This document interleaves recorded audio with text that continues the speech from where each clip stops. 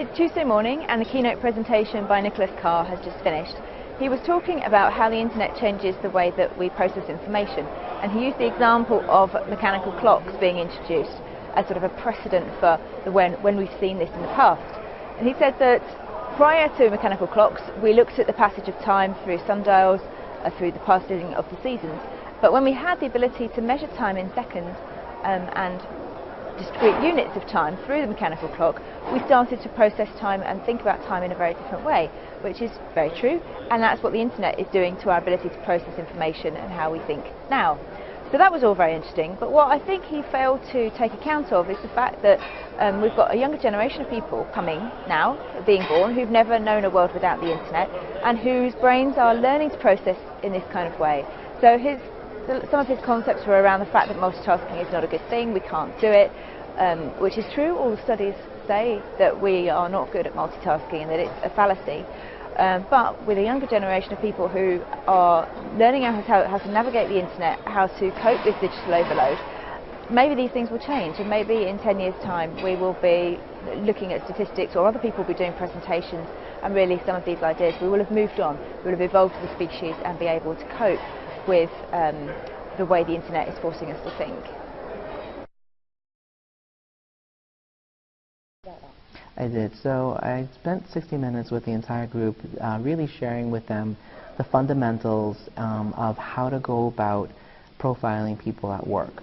So really taking a look at the group dynamics aspect and understanding the data points essential to truly understand how to go about assessing who is an informal leader, who is a blocker within your organization, all these things that happen at an unconscious level. And the interesting part is that most of us focus solely on managing the projects with our heads down, not really understanding the dynamics that are happening around us. And this particular session, I talked about what are the tips and tools that you can use to be able to actually maximize success through human performance. My top tip, all right, so the power seat. There is something called a power seat, and most of us may realize and think about this, but if you think about a rectangular table, people typically assume that the power seat is just at the head of the table. And the reason why they assume that's the head of the table is because of the fact that typically mom and dad sit at the head of the table. Or they sit adjacent, but usually a power figure sits there. But what they don't always realize is that at the, the longer side of the rectangle, the middle side is also the power seat. And that's actually the ideal place to sit, primarily if you're looking to be amongst the team that you're trying to lead. And if you think about the actual religious figures, usually the seat sits in the middle and everyone's on the side. Or if you think about a birthday party, usually someone sits in the middle and everyone's on the side. So if you think of it that way, that would be one of the quickest tips that you can think about how to make sure that you are set up for success from a power standpoint. Harkens back to the beginnings of the Industrial Revolution. A lot of the work, a lot of the way they managed the assembly line work is reflected in a lot of the project management methodologies we use today. And additionally, how many of you in here are members of the PMI? Those roots go back to construction, if you didn't know that. There's lots of construction influence in the current project management methodologies we have. But I think the biggest influencer so far is actually the race to the moon. All of the work that was done in aerospace. These are big influencers in how we manage projects and lead projects teams. And I guess the important part to realize is that most of the methodologies that we are using today are 50 to 100 years old.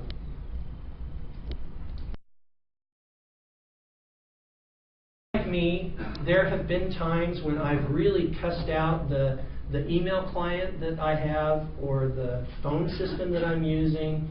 Those basic tools really make a difference in how we work. Referring back to that contextual inquiry, we spent a lot of time with team members, and the thing that we recognized was if the software they were using to capture status and everything was difficult and cumbersome to use, we were getting in their way. Most of them said, just give me an easy way to do this so that I can update my status and do what I need to and then get back to work.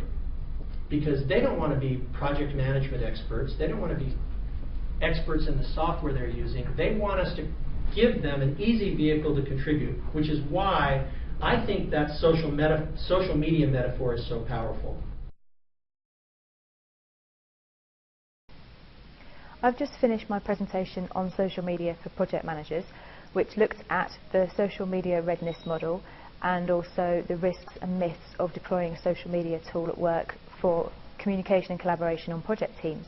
And I had a quick look at the feedback forms that people were leaving as they left the room, and I think most people got something out of it, which is great. This afternoon we've got a keynote speaker who's talking about information overload, so I'm going to go to that presentation now, and then there's the evening reception. And then that is day 2 of the conference and my ITSM Pink Elephant conference experience over. So this is pretty much the end.